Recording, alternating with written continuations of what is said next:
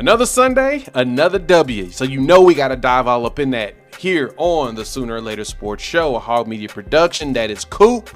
I'm Jay. Thanks for pulling up here on the YouTube channel and listening wherever podcasts are downloaded and listened to while you're here. Please wipe your feet, like, subscribe, rate, review, give us 5 stars. You don't think we deserve it? Go ahead and give us 5 anyway. And gifted. So on today's episode of the Sooner or Later Sports Show, as y'all can hear, my voice is gone because I was screaming like crazy at the TVs here in Vegas. We're going to talk about that offense. We also got to give our flowers on both sides of the ball, offense and the defense. We're going to talk about how they were able to contain Lenore Sellers and make the South Carolina Gamecocks basically bend knee. We're also going to go around the SEC and look at what went down because that affects the Sooners going forward. And so we got a lot of exciting stuff to talk about. Shout out to our partners over there at Sleeper. If you're not using them for daily fantasy ball, you are missing out. You can use our promo code UNFAIR and they're going to hook you up, match your first deposit at $100 at 100%, and they're going to give you 20 bucks for just signing up. So check them out. Use our promo code UNFAIR. Download the Sleeper app. Terms and conditions apply. See Sleeper's terms of use for details. Coop! Happy Sunday, my man. Hey, doesn't it feel good to talk ball after a win? Yeah, it does. It does. And, like our friend Lionel Richie said, it's easy like Sunday morning. Man, I'm excited just because, again, what a great week. You being out there in Vegas with all them TVs, like I'm jealous because, I had my phone going. I had 2 TVs going. I almost put the TV on the patio up and just tilted it to where I could see it. But the ADHD don't work that way. I get locked in on somebody until a commercial. But man, great slate of football and great win. The Sooners are 6-1, my friend. I didn't know if you knew this, Coop, because if you looked at the comment section from fans throughout the entire game or most of this season, I didn't know if you know this, but we're bowl eligible now. We are officially bowl eligible. But it does sound like 6 and 6 is still on the table based upon the eyeball test of a lot of fans. So I'm guessing we should probably just prepare ourselves to go 6 and 6. I'm not preparing myself to go 6 and 6. I'm preparing ourselves to actually go past the win total for the season. But I digress. We are 6-1. I say one drive doth not a season make, and one drive doth not a game make. Like, yeah, some of y'all need to hit the relaxy taxi because, man, it Take is. A Valium or something.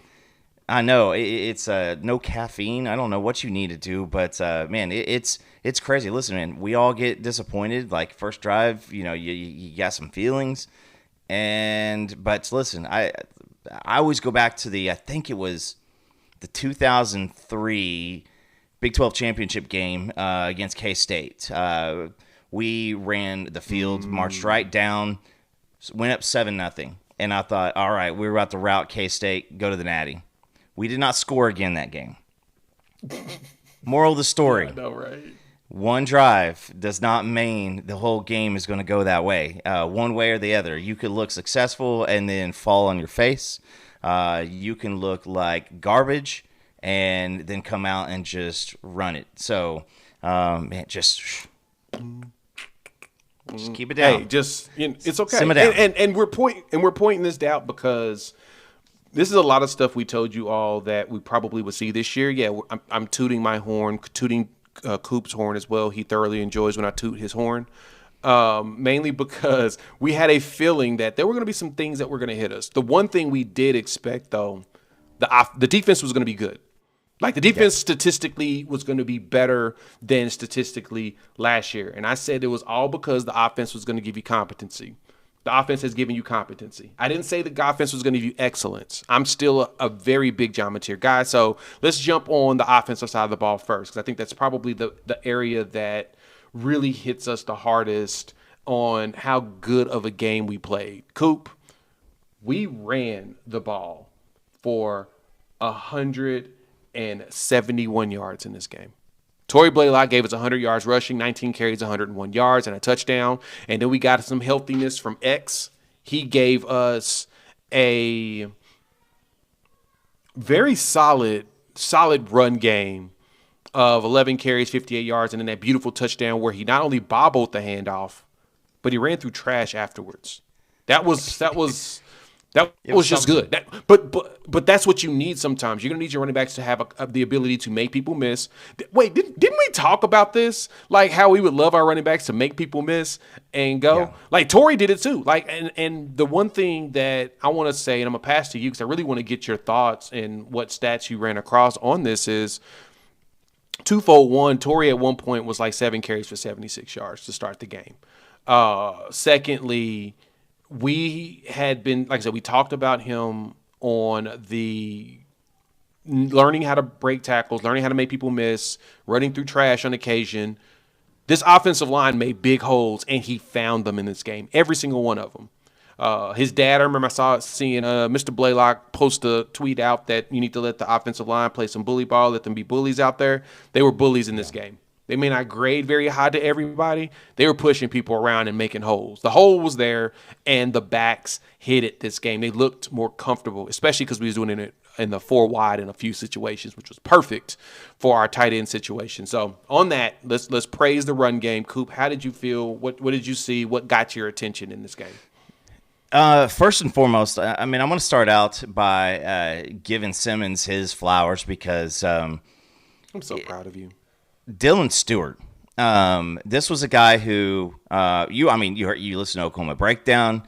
Gabe said you cannot let him wreck the game. Do not run a tight end at him and think it will work. I love when Gabe said it was great. But I pointed out in the fact that like it looks like you had a plan for him, and that was one thing that last year and parts of this year.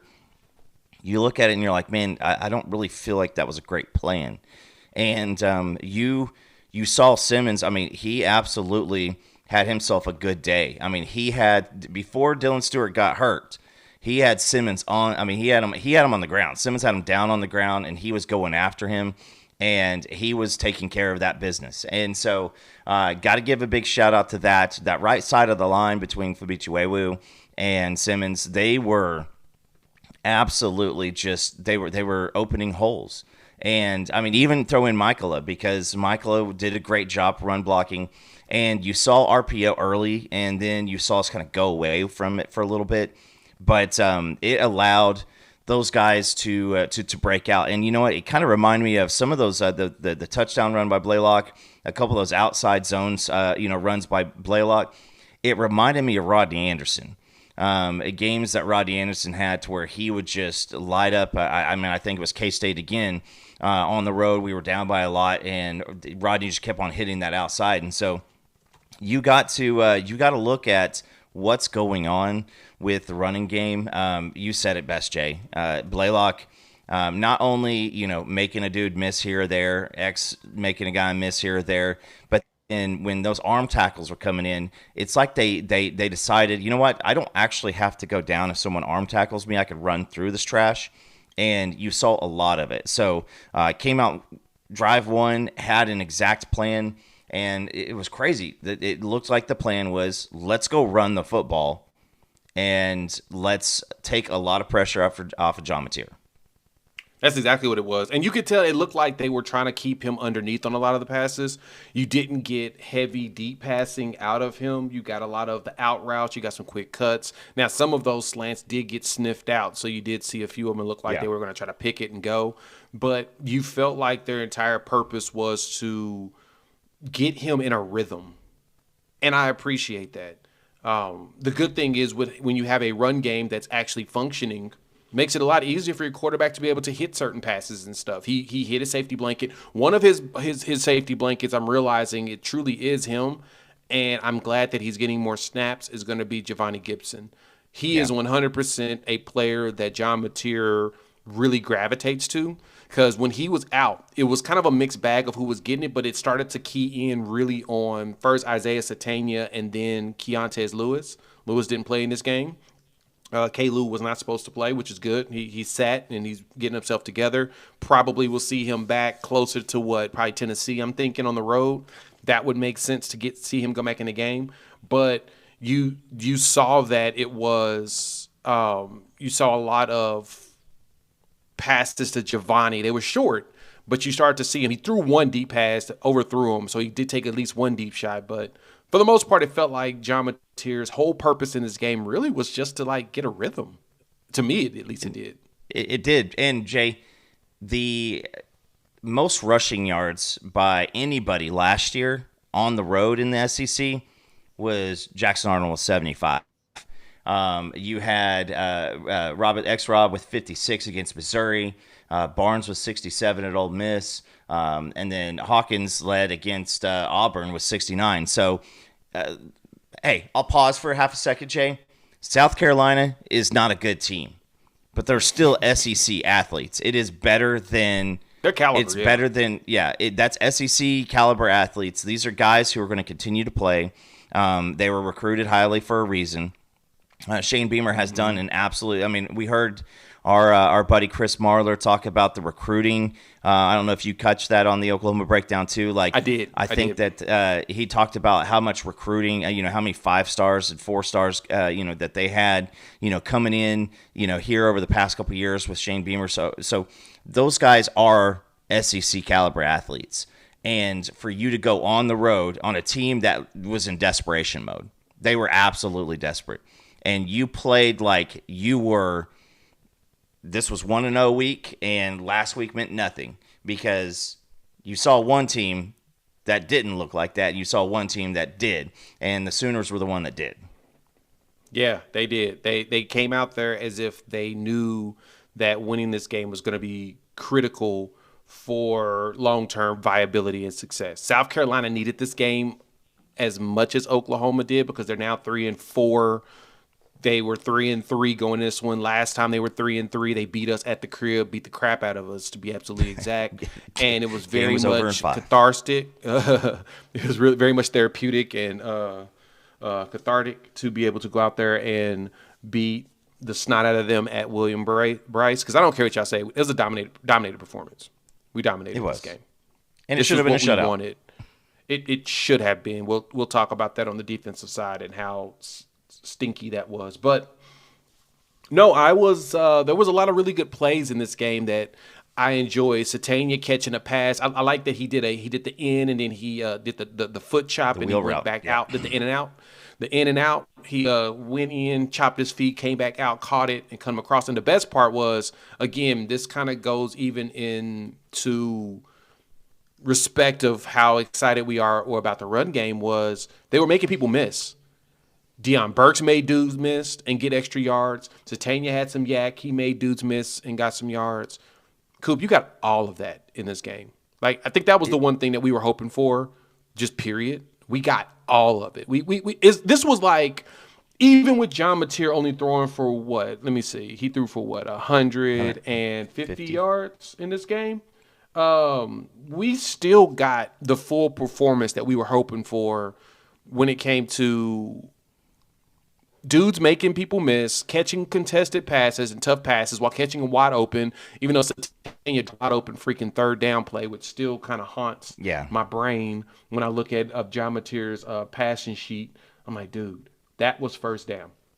Like, what are we doing here? He had some space too. He did. He had space. 3rd and 14, he had space. He was probably going to be gone. Now, it was fascinating, though. There were situations where John Mateer, and now this is something that they're going to have to work on with him. He spreads the ball well, but he does not spread the ball well in concession, right? Like consistently. Let's put it like that. He threw 4 straight passes at Giovanni Gibson. He threw 3 straight to Satania, threw Gibson, Deion Burks, 2 more to Satania, 2 to X-Rob, 5 straight to Satania, and then Helms, Burks, Tory Blaylock, and then the touchdown pass to Satania, which was actually one of his final passes of the game. Yeah, and hey, I'm gonna throw this out too. Satania, hey Jay, Satania didn't have any reviewed plays this week. I don't know if you picked that up. I know, dog. Like, hey, we're making progress, my boy. Yeah, we out here not getting every play we do. We get reviewed. But he made some right monster now catches. Just to kind of show you where Isaiah Satania is, he's number 7 in the SEC in receiving yards. He's right ahead of guys like Jeremy Bernard, who a lot of people are saying is wide receiver 1 in Alabama. He's over Kevin Coleman at Missouri. He's over Ryan Williams at Bama. He's over Cam Coleman. Not Cam's fault. But any of the Ole Miss receivers, you got three of the guys right around the 400 mark. But I'll just say this is Satania's had a couple of drops here and there too. So like, you hold on to the infamous ball against Auburn. He's probably got more yards. You hold on, you catch a couple. I mean, he's good for one solid drop every single week. But he's doing a great job. I don't know. I think there was somebody in our circle who predicted Satania as potentially being the leading receiver this year. But I will say this is your receiver crew is healthy. Getting Keontez Lewis back hopefully this week. I know that was some after the effect from the wall and whatnot. But you're going to have your full complement of receivers. And yeah, I do agree with you. John needs to be able to, move in and out, because that's what caused that second almost interception. Was he kind of locked into Satania on that third down, and the guy jumped the slant. I mean, just absolutely jumped the slant. And I mean, to be fair, if John would have thrown one of his patented, behind balls or throwing it wide, it probably gets ran back. So, but yeah, that's pick six. It didn't. So, but you got to mix it around. Got to mix it around a little bit. Yeah, and that's the beauty of how this offense was playing. It's not mistake free. It won't be perfect. It's not going to be 100% everything, but the one thing they will do is play some just really good team designated ball. Like they're playing really good complementary ball. Like they're trying their hardest to make sure that everybody's taken care of. But when we talk about 100% though, Coop, one other 100% that we got to talk about is all our friends over there at Sleeper. So if you haven't checked them out for daily fantasy ball, again, I'm going to keep preaching to you all. You're missing out. They're hooking y'all up. 100% match on your first deposit up to $100 plus. They giving you $20 just for signing up. So, of course, like we do every week, we're going to make some picks here for Sunday Night Football. I want to see who's going to be out there. Let me see. That's tomorrow night. I don't really understand why they still do multiple Monday night games, but I'm not even going to even fight or argue it. But you got the Falcons and then the Niners. Now, Bijan, I'm going to go ahead and take more on anything that Bijan Robinson has. Yes, he's a Texas Longhorn, but guess what? He's one of my favorite players. Like, he is so good at everything he does. Give me some Penix on the low action. I'm going to take some Kyle Pitts also on the low action. Kittle's probably going to score at least one touchdown in this game. Juwan Jennings, go Vols. We'll give him a little bit on the more. But this is what you do. Pick two or more players. Pick more or less on their stats. And you can win up to 1,000 times your money. And let me see. Nope, we don't have any Billy Bowman yet. But don't worry. The Falcons have realized how good of a player he is. So check them out. Use our promo code UNFAIR. They're going to hook you up. 100% match on your first deposit up to $100. Plus, they're going to give you more monies. $20 just for signing up. Terms and conditions applies. The Sleepers terms of use for details. Cool. Thank you all for pulling up. Hit the like button. If you're new to the channel, subscribe, rate, review, give us 5 stars. We've got to talk about just like how good this defense is, Coop. Like I want you to tell me in your mind's mind, did you Even the smack talk we had and how detailed we were about how good this defense is going to be, did you imagine it was going to continue to be this way? The caveat is up to this point, right? I think that some of the stronger teams you still have coming up against your schedule, but Fair. You are the best defense in the country. I mean, that's what I can say is when you look at the Oklahoma defense, it's not like you're seeing balls just thrown wide. You're still not seeing a load of turnovers. And so they are really, really good at throwing you off schedule. That is what everything about the defense is created off of, is throw you off schedule. I think at one point South Carolina had a 3rd and 38. 3rd and 38, dog. All because of sacks and defense. Yeah, you've seen a lot of other things, and let's be honest, Jay. There were holdings and stuff that weren't called. We could get into that here in a second, but as of right now, you look at OU, number 2 in the country in points allowed, number 1 in the country still at yards allowed, and we heard the bend but don't break. Who is it? It's got us beat, unfortunately. Who was that? Ohio State still? And everybody thinks that their defense is good. 4 points. Yeah, they got us beat by like 4 points per game, which is crazy. Yeah, and they threw a shutout, which that kind of dropped them by a point, and we gave up a touchdown, so it raised us by a point. So you look at everything. Sacks, you lead the country with 28 sacks. You lead the country with 75 tackles for loss. And so when you throw a team, when you throw a team out of schedule, it changes your game plan. It's the old adage, everybody's got to play until you get punched in the mouth. Mike Tyson, gets credited for that, but that was said before him. This defense it is absolutely. You do what listen. You could say like, okay, well, yeah, you haven't played some of the best teams on your schedule. Every single team that we're playing, we're holding them 100+ yards, below their average. We're holding them, multiple points below their average. In conference play, what you've given up, let's see, you're 23 points on defense for the last 2 games, and then was it 17 for Auburn, and not even all the points that we've given up have anything to do with our defense. So that's what's crazy about it. So you got this defense who's coming out, and everybody knows that what this defense is. You see how it affects their game plan and trying to be super, super careful with the ball, getting the ball. That first drive by South Carolina, that was a tip of the cap to Brent Venables in the defense, because he was drop out, drop out, drop out. Everything was going, and it's demeaning when it's over and over and over and over again. Lenore Sellers is probably going to be a first-round draft pick at quarterback. A lot of draft experts have him pretty high up there. He's got that big size. He's got an arm, but around him, he has to be the hero every single game in and game out. And you saw even in this game, we had 6 sacks.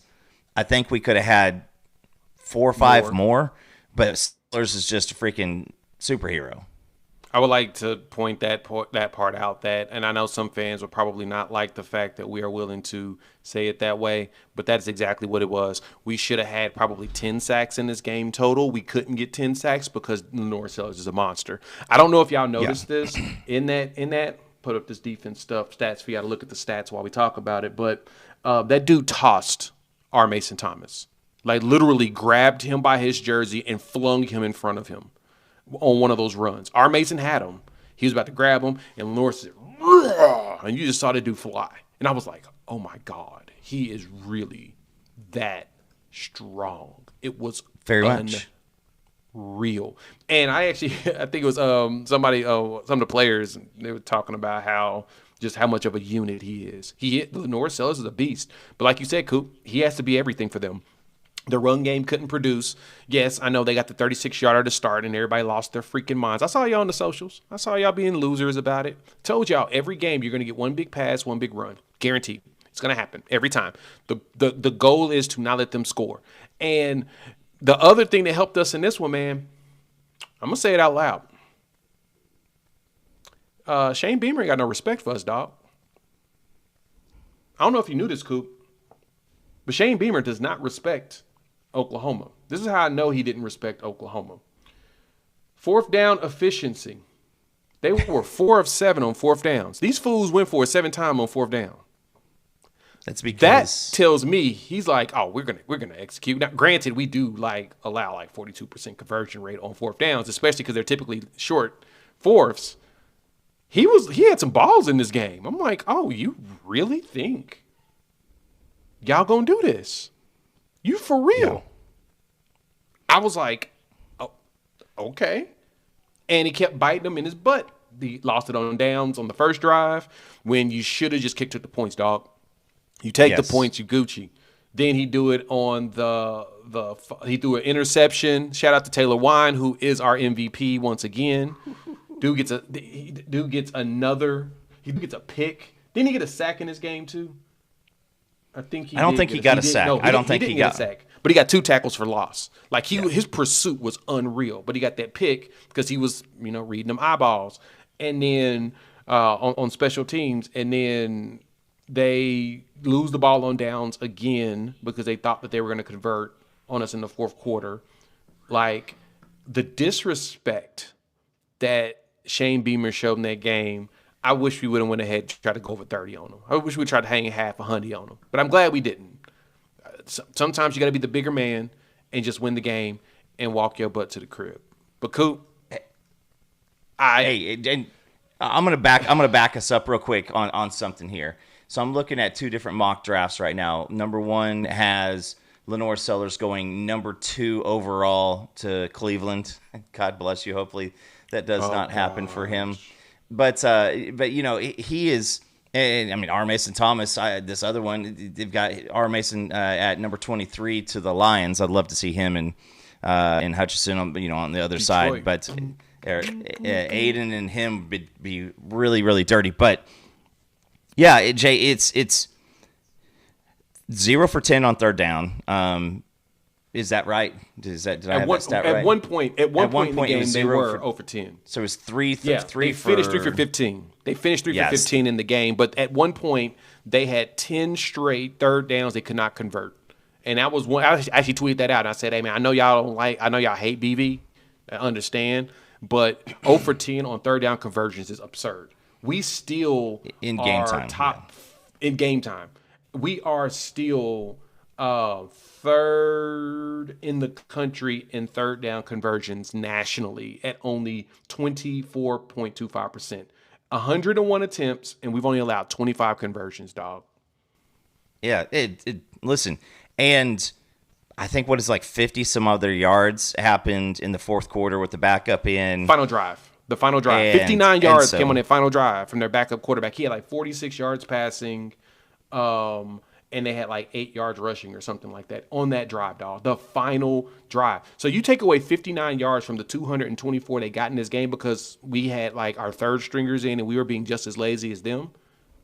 Coop, this is an under 200-yard game. Probably the first time we did this to a actual Power 14 ever since like Kansas back in like 2012. Yeah, there was a stat about that. Yeah, there was a stat about that a couple days ago. But listen, let's do individuals here real quick. We already gave Heim his shout out. Kendall Wine. Daniels, best. Yes, Taylor Wine, not Heim. The Kendall Daniels show came out. Kendall Daniels had himself a great game. I know that if you pulled up the stats, I think he had, let's see here, 6 tackles, 5 solos, and a sack, and 2 tackles for loss. 2 tackles for loss. I didn't realize he had a sack. It was, I think it was earlier in the game. It was on one of the scrambles, and he caught Lenoris before he got up close to the line of scrimmage. But Kendall Daniels, Jay, do you have any pictures of Kendall Daniels by any chance? God, let me see if I can find a picture of that man. You find up that one. Actually, I used it as the picture for when I put up my morning after, but I'm about to post this up one more time so y'all can actually see this. Because when I saw the eye black, I was like, you didn't do that. You didn't do that. You did do that. Oh, my goodness. He said pest control on his eye black. But, yep. But let's see here. Hit of the day, I think potentially in the SEC, came from our boy Reggie Powers, the third. These officials, and again, we'll get into the officials later, but man, the dude just literally, I mean, it's now rivals Kendall Daniels' Michigan hit because, I mean, he absolutely. I was actually in the car going to soccer at this point, and so I got to hear the radio play by play, and Toby Rowan said, "Dude, literally separated his soul from his body on that one," and of course, flags come flying in. you knew that it was going to get pulled back because you looked everywhere and everybody was kind of giggling and laughing. But Reggie Powers III, hit of the day. I mean, absolutely just depleted, the wide receiver. And it was beautiful to see because Reggie keeps on getting these opportunities where he doesn't have the great angle for just one of those monstrous hits, except for when he's like blitzing on a sack. But he got that one. I think my favorite thing about that hit that Reggie Powers got is it just reminds us how hard of a hitter he is, because anytime he hits someone, it looks like it's a very violent car accident, and you have to penalize him for it. Like, it's like you have no choice. It's like, no. That was not legal. How is it not legal? I don't know. But something about that wasn't legal. There's got to be a law against that hit. And I'm just saying that was... Throw the flag.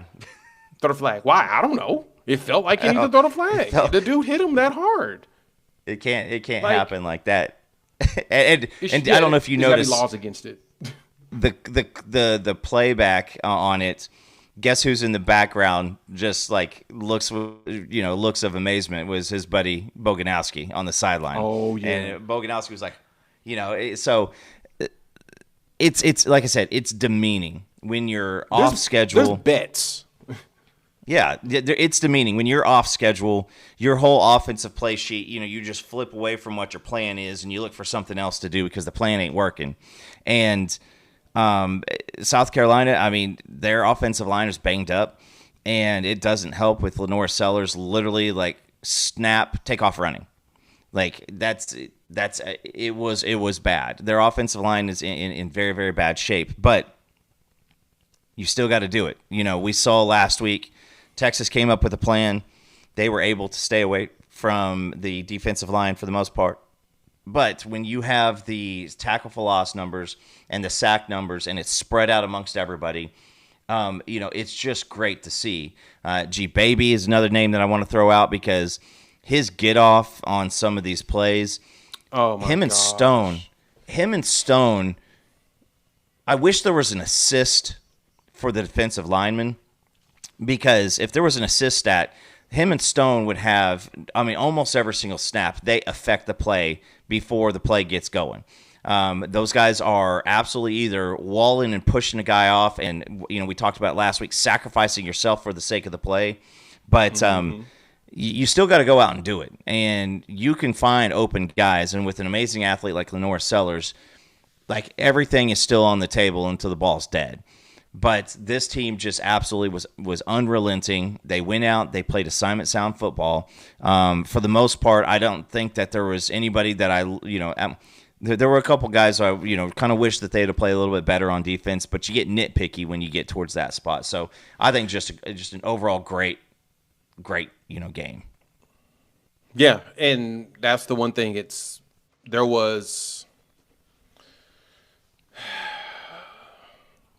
There's so much that we can praise in this game, man. There's so much. Like there was some bad, like that touchdown, and we're gonna. You know what? Let's do it. I've decided to add a segment, Coop. We're gonna add a segment starting now. We're gonna file our grievances. I feel like grievances deserve to be filed. We're gonna definitely do that. Before we do that, though, shout out to our partners here over at Sleeper. Again, if you're not using them for daily fantasy ball, you are 100% missing out. If you use our promo code unfair, they're going to give you $20 just for signing up. Plus, they're going to match your first deposit up to $100 at 100%. So if we decide to go ahead and make a few more picks before we get up out of here, I got a few more still lined up. Let's go look at Monday Night Football.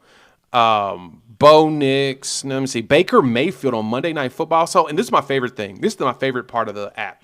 When you look at the stats, you can actually go through and see how they've performed over the season. You can look at their news. You can get all the stats and info you need in order to be able to make the right picks or whatnot. So look at Baker. He's missed out on some of these numbers.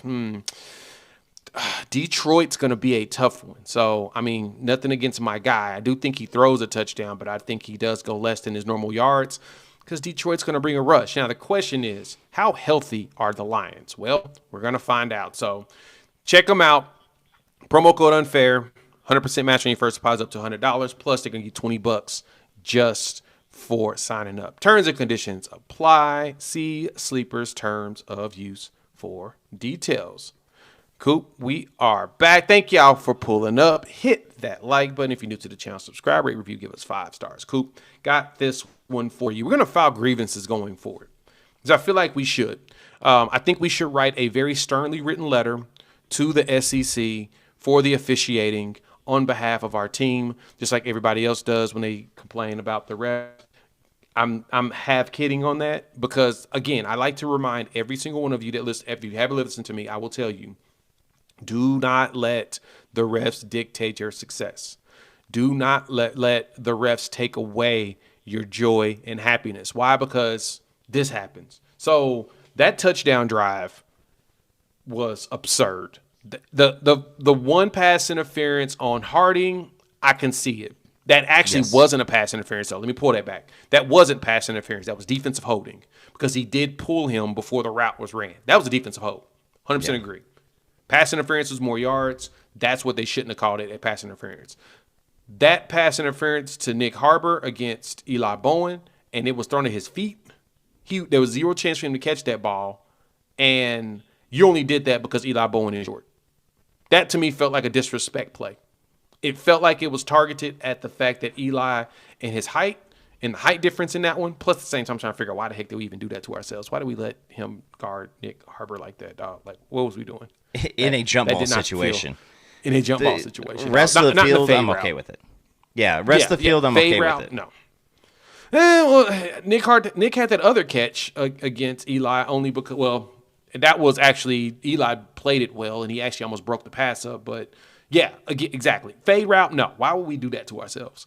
Because Sellers is going to throw a good ball because he knows Nick very well. Granted, Nick Harbor has not given you the stats this season that you would have thought you would have gotten out of a receiver of his caliber. But, you know, besides that point there, that was a ridiculous. Plus, and I see how they got the touchdown when I went back and rewatched the video. I was actually chatting with someone about this. But when I watched the video back, Kobe had the flat. So he was focused on the flat. And then Robert Spears-Jennings had his eyes on Sellers, trying to make sure that he wasn't going to try to scramble. But it looked like his dudes had the sack. So I think he kind of relaxed. But when he saw Nick run across there, he basically ran into a ref. Yeah. The ref standing right there in the dang middle. I'm actually surprised the ball didn't hit the ref. Because it's usually what happens. I usually just drill the ref right in the butt, in the belly, or in the balls. But RSJ he missed that follow. That's one that was really on him on trying to stay. If he would have stayed over the top of Nick Harbor when he saw him moving towards him, he would have just stayed over the top of him and just trusted the rest of the team on watching Sellers scramble. He might have got an interception. Hell, he could have got a pick six if you really think about it. But that was ridiculous on all the calls leading up to that play. But that's not even the biggest part of it, Jay. You had holding right in front of two officials by two different, not one but two, by two different guys, and I'm not going to poke the bear, because everybody will say, well, against Auburn, blah blah blah. I will say this. I tweeted. I said, hey, let's get a written apology, kind of 50-50, half joking, half serious. The SEC officiating across the board, not in only our games, in every single game, it's an issue. And I don't know what the deal is. I don't know if it's, is it the government shutdown? As SEC officiating they don't care about anything. It's bad. I mean, when SEC shorts are starting to kind of like poke fun at SEC officiating, it's every single team has a frustration almost every. It's like, where are these guys coming from? This is the best conference in college football. Like, what is it? Is it the fact that you have so many angles and so many opportunities to slow down? Because when you're in the stadium, it could get even worse because they don't. When there's bad calls like that, I think stadium to stadium across the country, they don't replay a lot of certain things to kind of keep it a little bit more civil. But this is really, really bad. And on that play, it shouldn't have been up to, Robert Spears-Jennings. Now, you still got to play assignment sound football. Brent Venables, I promise we'll say something about that. You got to complete the play. You got to finish the play. But, yeah, when you got two of your defensive linemen being held going in, and I mean, it's egregious holding. It's not like, well, it's 50-50. Sometimes they'll call it, sometimes they won't. Like that, it was just awful. It was egregious, dog. Egregious. And again, like you said, across the entire platform of all teams. And I know the human element comes in, and that's why I keep preaching. You know, I'm not going back on what I said, that you don't let the officials dictate your success. Just don't do it. If you don't do it, you'll be fine. That is your saving grace. Don't let them dictate the success of your team. Don't let them dictate if you can get a win or a loss. You just don't let them have that kind of control over you. Is kind of really my point. At the same time, though, that was just bad. Like like I said, blatant holding. They were not even. It felt like they weren't even trying to actually like stop the ball on some of the plays. Man, it was like y'all not defending the ball. Is that what we doing? I was doing my rewatch, and my daughter came in and sat with me, and sometimes I tell her when I'm doing the rewatch, like, hey, listen, I need you to not be in here because I don't want the questions. And I was like, I'm actually going to invite the questions. And on that play, right before that play starts, of course, it's 4th down. So, if you sack them, you're getting the ball at the 15-yard line because that's how far he had retreated. But my daughter says, why are there 2 officials there? And I said, well, one of them kind of has protection of the quarterback. One of them's looking on the offensive line. Like, there's field judges, there's line judges, umpires. And she says, well, what's their job? And I said, without trying to be funny, because there's no audience, I just said, sometimes I'm not quite sure. And so I'll end it at that. We could, again, the only thing on the board is obviously just a little bit more of an eye-opening victory, because, that's the only time they scored was right there on that. But again, Jay, I'll retrace 5 years ago. We were hoping to hold teams to 20 points a game. And if we said we could just hold teams to 20, 25 points a game, we could have a really good shot at winning Natty. And now you're like, man, we should have had a shutout. So, exactly. But it's on the road, and it was taken away from you not by a busted coverage, not by something bad. It was taken away from you by, essentially the officials. So that's why people were up in arms about it. That's craziness. That is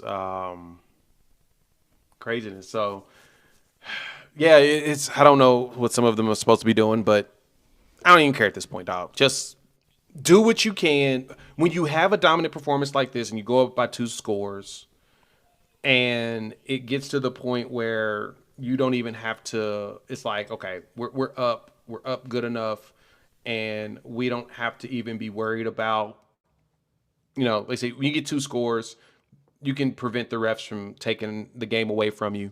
But I'm actually surprised they didn't call a penalty on John Mateer, if you want me to be honest. When he punted that ball so well, I figured they was going to go ahead and say flag on the play, illegal kicking by the quarterback or something. I don't know. I thought they was going to call something illegal formation. Hey, John kicked that beautiful, dog. That was a beautiful kick by John Mateer. John deserves his flowers for that kick. Yeah, Pat McAfee even showed out for him on that one on social. So, that's one of the great things is he had that. I always forget the rule because I was like, oh no, because Elijah Thomas stepped into the end zone and then jumped up, caught the ball, and came back on the outside. And so I was like, oh, he ruined it. And then when they set it down at the 1, I just kept watching, and I was like, they're gonna return this, right? This is gonna be there's 13 men on the field or something. There's something weird, right? Yep. But it's great because great play call. I kind of knew it was coming. I like both of the interception on the fake punt. Everybody knew that was coming. Yeah. And then the quick kick. Everybody knew that was coming because you're not gonna do that from right there.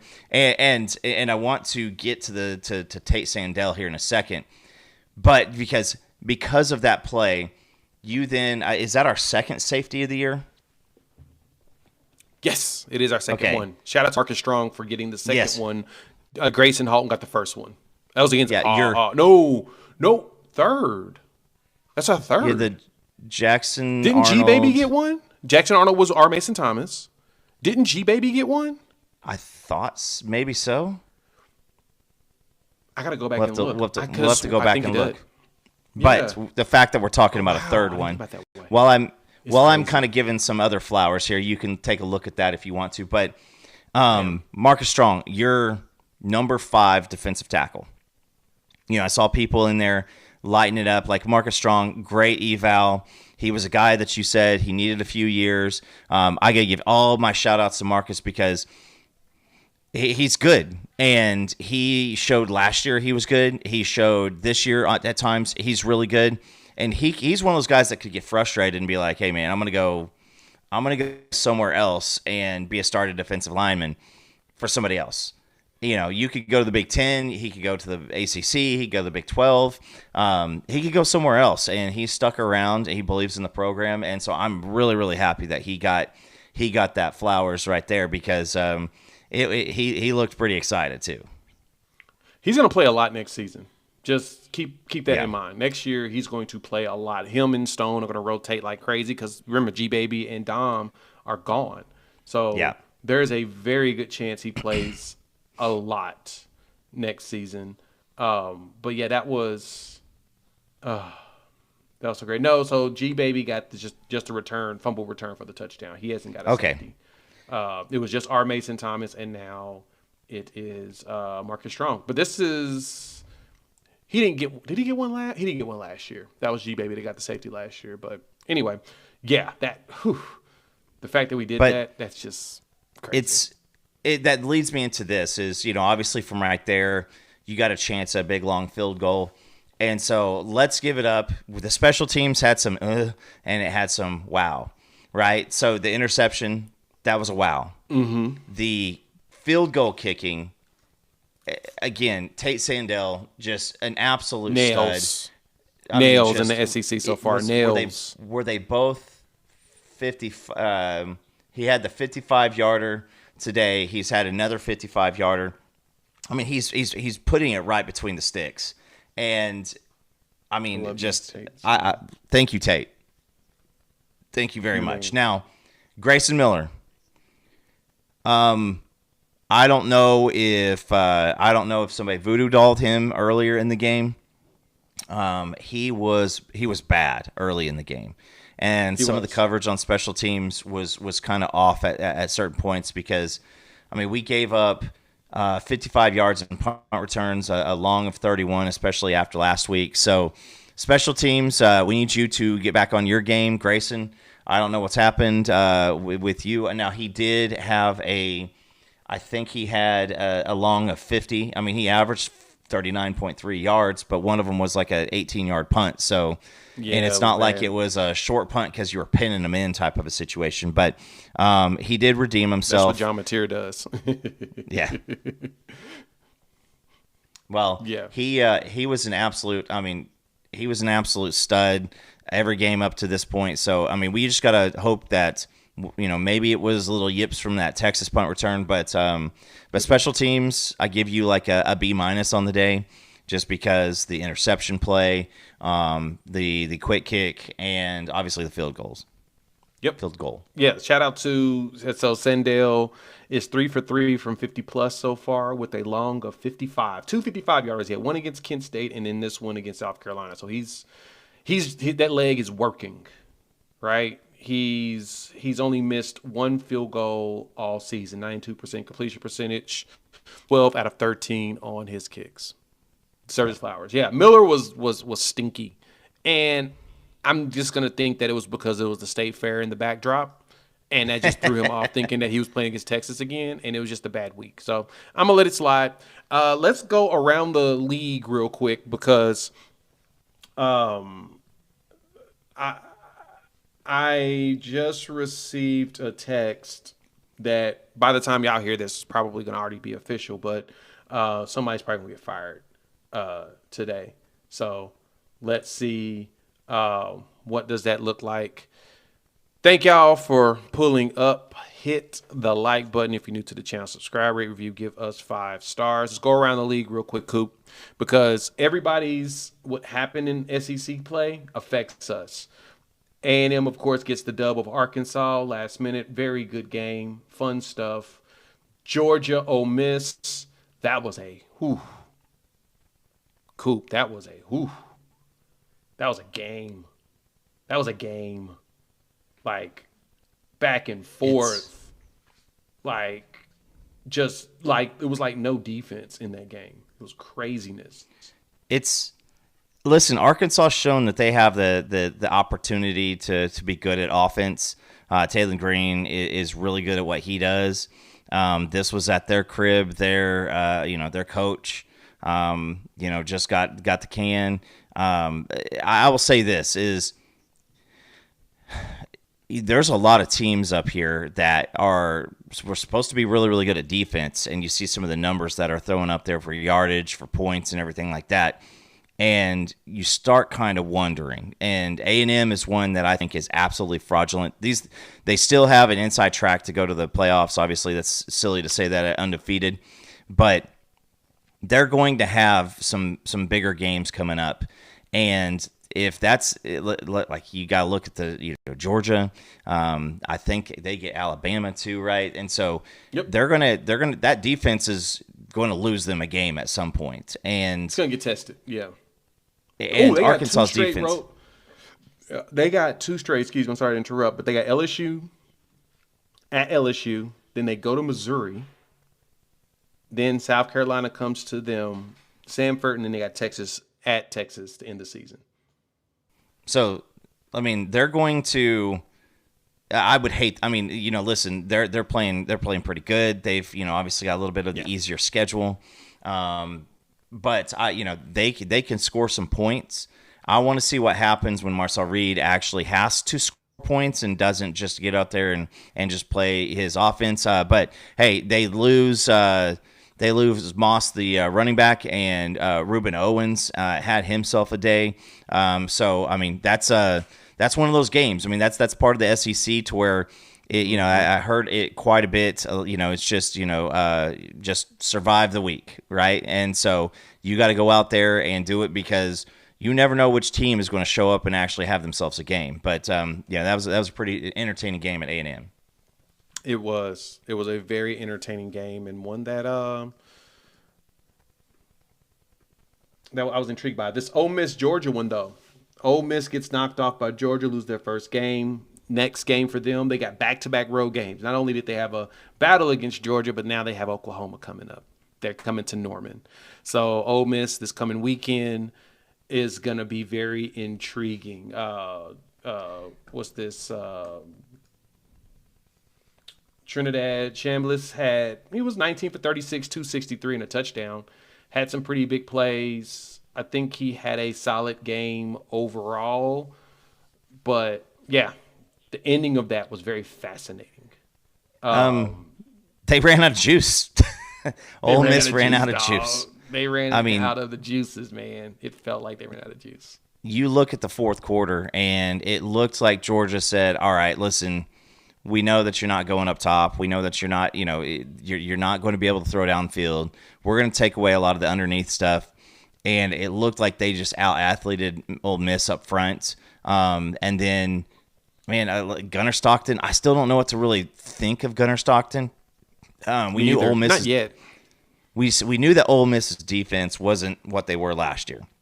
Nope. They are middle of the pack defensively, but man, this is so crazy. And I know that it was said a few weeks ago is like that.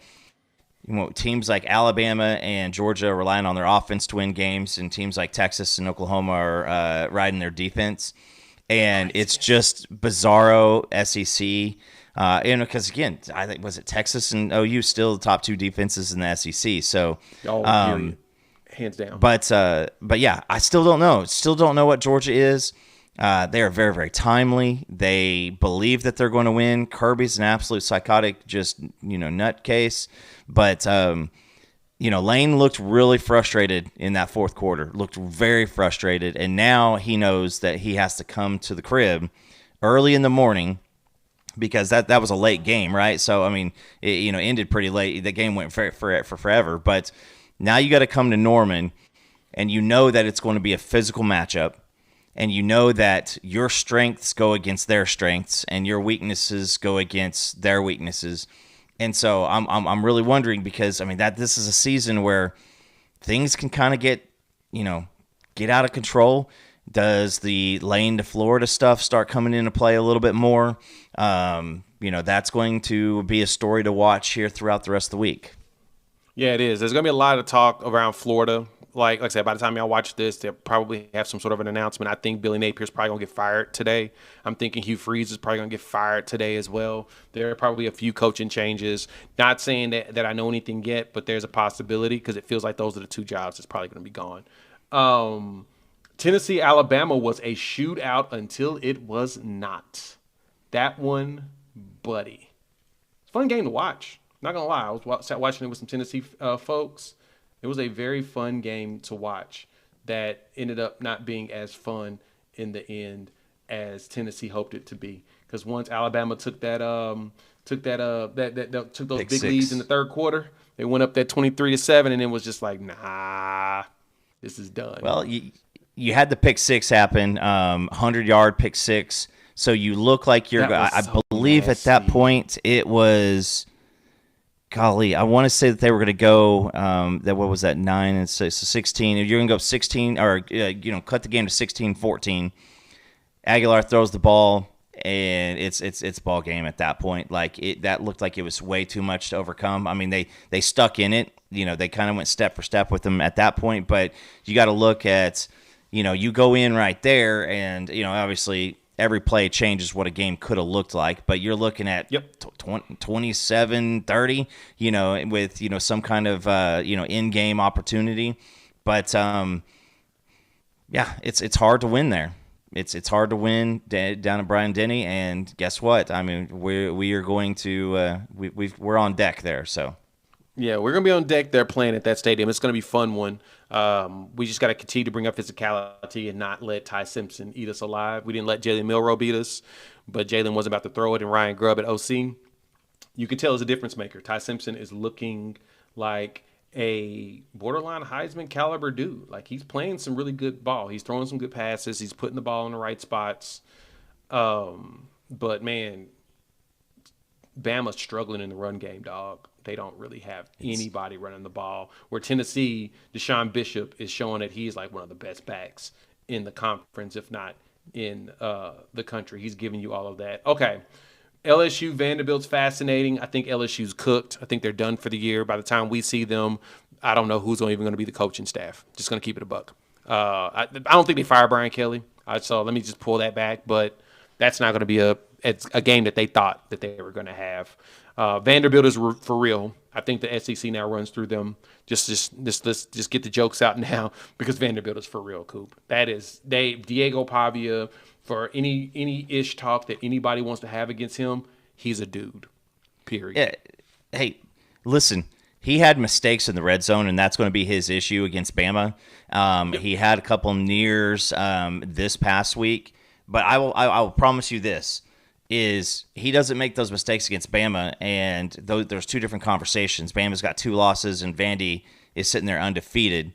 And the SEC shorts are going to be great when they start playing the pimp music again with Vandy walking in, because that's more about Vanderbilt. Now, it's still Vanderbilt, and the LSU fans, especially specific Twitter personalities, are going to be very, very angry puppy all week. And LSU, we were looking at the schedule before the year, Jay, and I want to say that when we're looking at who plays who, like the week before coming to play us, LSU was on that schedule like 3 different times, and we said it depends on what LSU is.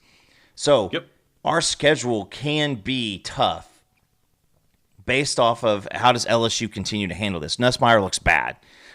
They have their offensive line, their running game, it's bad. So with LSU, they get to go and play A&M in Death Valley late night this week. And that could be a nail in the coffin for some of those coaches on that staff, whether it's offensive coordinator, whatever it is. Maybe you go, well, hey, listen, we got a brand new offensive line. A lot of the faults that we saw in LSU coming into this year, the difference between them going 8-4 and possibly like 11-1, 10-2, it all circled around the offensive line, kind of like us. And now Nussmeier's hurt, with the abdomen. He's got the knee issue. They can't run the ball. They're just, we'll see, because by the time they come to the house, is Nussmeier the quarterback, or is it Van Buren? By the time they come to the house, how is that defense holding up? Because their defense is pretty young and not super deep, and so their defense has held them in a lot of games. And by the 12th game of the season, that's a tough ask, especially going on the road and going, hey, defense, we are 100% relying on you. Yep. Yeah, that's the crazy part. It's asking if you can 100% rely on said defense. All right, Missouri, Auburn. That was a stinky game. Overtime, just stinky. The fourth quarter in overtime, Jay. There should be like an overruling deal to where somebody can come in and go like, nobody deserves to win this game. Yeah. That's just this. It's a tie. It's a tie. Nobody deserves to win. And Auburn's offense, I'm sorry, Jackson. That boy's scared to throw the ball. He is threw a scared pick. to get rid of the ball. Yeah, he did throw a pick finally. Interception. Finally. So I felt like we cracked the seal. I saw your tweet. First one, 300 some odd pass attempts. But dude's also been sacked. He's also been sacked about 1,100 times. So he really has been. He's been on his back most of the game. I mean, 5 sacks in this game. What do you feel if you're Cam Coleman, you're Singleton? How do you feel if you're those guys? That you're really good. Cam Coleman's one of the best wide receivers. Well, Coop, if we're being honest, man, based on the mindset of the Auburn boosters, they're 5-2. They're good. They just got to continue to chuck it out and possibly go ahead and win, right? They're 5-2. They're good. That's probably what the locker room feels, right? Jay, I was saying if they get to OT, maybe the offense for Auburn would look good. Both of their OT possessions went backwards. I mean, they had to kick a 50-yard field goal attempt at the first OT, and homeboy coming back from the Crohn's disease, just bad spot for him. He kicked it about 46 yards wide right, but their offense, the last part of the fourth quarter, Auburn's, and the overtimes, it was offensive. It was awful. And that's why I think that Hugh Freeze probably doesn't have his job for their next game. But shout out to the Auburn defense. Auburn defense is legit. They're holding them in there. And Kendrick Folk, he's also going to be a top 10 NFL pick. He was literally trying to win the game by himself as a defensive lineman. And he did. That's a tough ask, bro. Even as good as they played, they gave up 343 yards, 250 in the pass, only 91 on the run. Auburn's defense was out there. And, Auburn outgained Missouri. The defensive efficiency wasn't that great. 8 for 17 on third, which isn't awful, but it's also not good. You want to keep them under 40%. They were just under 50.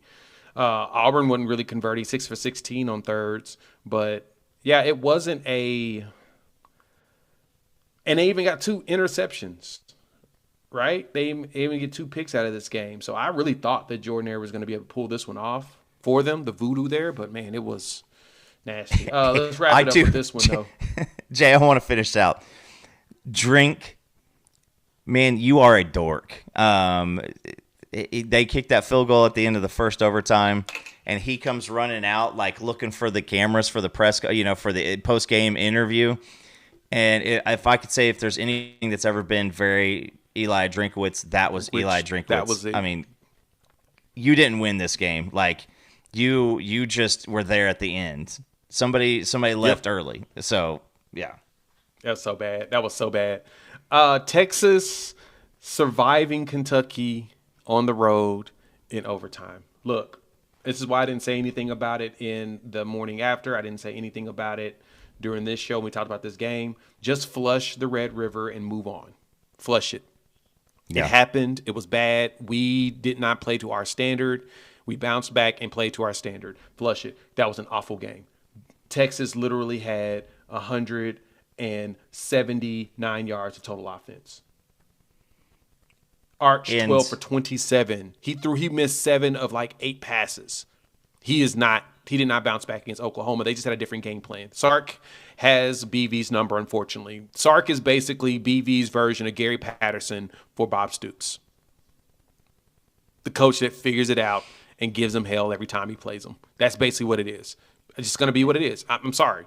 Like, every coach has their kryptonite guy. Like, Mac Brown's kryptonite was Bob Stoops. That was, you know what I'm saying? Like, every coach has a coach that just gives them, it's just a thorn in their side. BV's been struggling with Sark since Sark was over there at BYU. They showed like a K-State where BV was on staff there and Sark was at BYU, and they were giving him the blues too. I'm just going to go ahead and just stop even caring that much in that capacity and just I have more of an understanding of, Sark just is a pain in his side.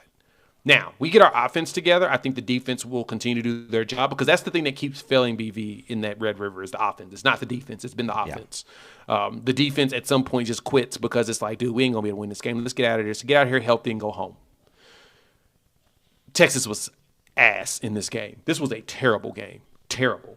They gave up 395 yards of offense. To Kentucky. And they weren't able to muster 200. It's a very lucky deal. Texas made the plays to win. It is what it is.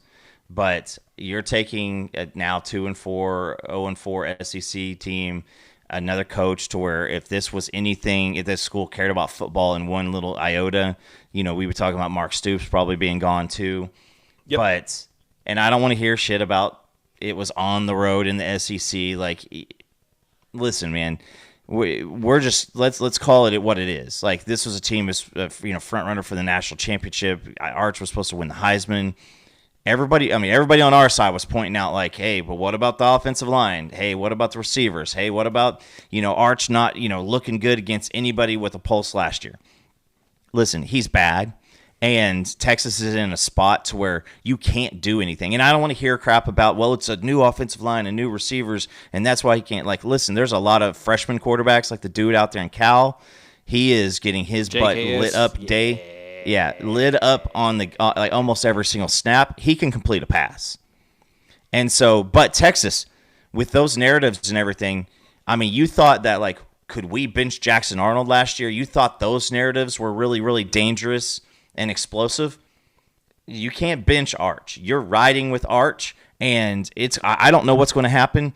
I mean, because do you take the risk of spending $10 million in the portal, this year, and giving Arch a better offensive line, maybe a wide receiver, and then him not working out again? Or, still, I mean, he's skipping balls like he's, filming YouTube videos for like a stone skipping out on a lake. Like, it's ugly at times.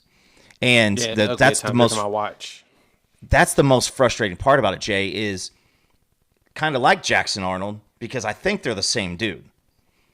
With Jackson Arnold, you see a pass and you're like, but that's why he was a 5-star quarterback. You see a play and you're like, that's why he was a 5-star quarterback.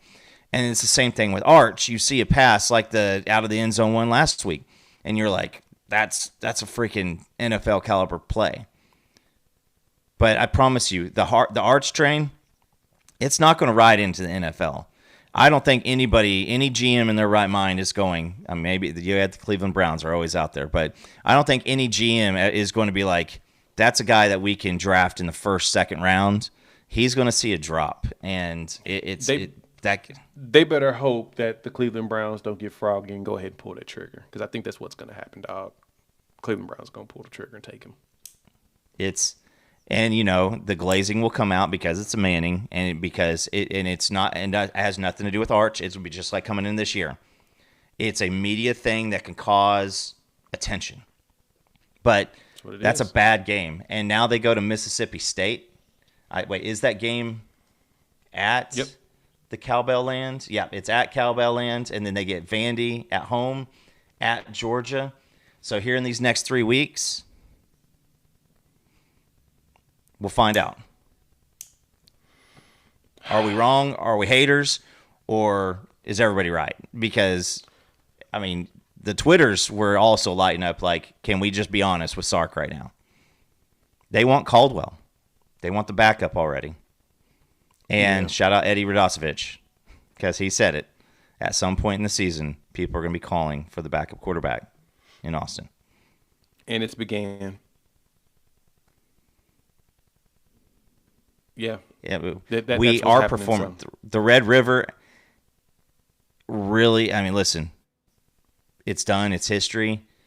But it really just refueled the delusion around Texas. And it's, listen, man, like I said, next 3 weeks. What is their schedule? Let me give you a date, Jay, because I think by November 16th, we all know what's going to happen because they go to Georgia. So at Mississippi State, Vandy at home, and then to Georgia. I mean, Kentucky's such a bad team that we don't even like talk about what Kentucky has for the rest of the year, and like, nobody. It doesn't matter. They're looking for Rupp Arena to get kicked off. They are waiting for basketball. Yeah, that's exactly what they're saying. Hey, what is this football thing? We never heard of it. We're going to focus on what's important in our lives, which is basketball. So, all right. Thank y'all for all pulling up. Well, last one? No, I really don't care Florida. about Florida and Mississippi State. No, not really. I guess we should go ahead and give them a little respect. Shout out to Brennan Thompson as well as Anthony Evans, former Oklahoma commits and players. Jeff Lebby got his players back. And Dolph, they put up numbers. Both of them had 100 yards receiving in this game. Really good. I was hoping Brennan had like 170, right?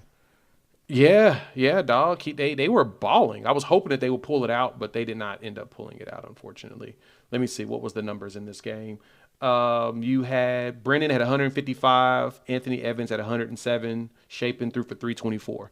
Like, they're doing everything they need to do to win these games, and they just cannot close them. Oh, I mean, this was a period 2-10 team last year, and they're in games. And, you know, unlike like an Auburn where you're just holding on for your loss, like Mississippi State's putting themselves in a, opportunity to win. Florida's defense still is pretty good, and they're the reason why they won the game. That running game, Jaden Ball, because Lagway, once again, no touchdowns, 2 interceptions. It's ugly. It really is. And so if they do pull the trigger, I mean, after a win, if they pull the trigger and they can Napier, that affects this Ole Miss game this week. And that's just one thing that it's going to, because until it's done, it's a talking point. Fair. Until it's done, it's a talking point. Now that's actually a very, very good point. I'm pointing that out. Let's see what happens with Florida going forward. I don't know. Feels like Billy Napier, they said he was going to get fired this weekend, win or lose. He won. He's probably fired by the time y'all see this. So thank y'all for pulling up. Hit the like button. If you're new to the channel, subscribe, rate, review, give us 5 stars. Shout out to our partners over there at Sleeper. If you're not using them for daily fantasy ball, I promise y'all missing out. Use our promo code UNFAIR. They're going to hook you up, match your first deposit at 100% up to $100. Plus, they're going to give you $20 just for signing up. Terms and conditions apply. See Sleeper terms of use for details. Me and Cooper will be back on Wednesday. I fly back home Wednesday morning. We'll be back Wednesday night. Probably go live if Coop does not have any other things to do. We'll go live. We'll talk ball in preparation for Ole Miss over the weekend. We'll chop it up soon. Peace.